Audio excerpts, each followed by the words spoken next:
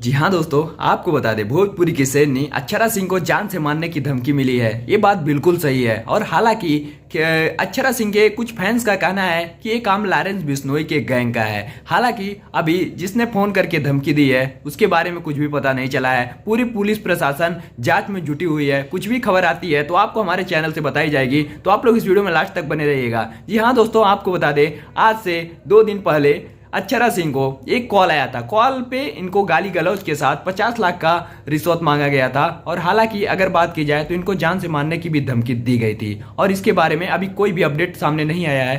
आपको क्या लगता है कि अक्षरा सिंह को लॉरेंस बिश्नोई के गैंग वालों ने धमकी दी है या कोई और है इनका दुश्मन? आप लोग नीचे कमेंट में बताइएगा। मुझे तो नहीं लगता है ऐसा कुछ हुआ होगा। पैसों के कारण इनको जान से मारने की धमकी मिली है। हालांकि अगर ये 50 लाख रुपया नहीं देंगी तो अब देखना ही है क्या इनको 2 दिन के अंदर इनकी मौत हो जाएगी या नहीं।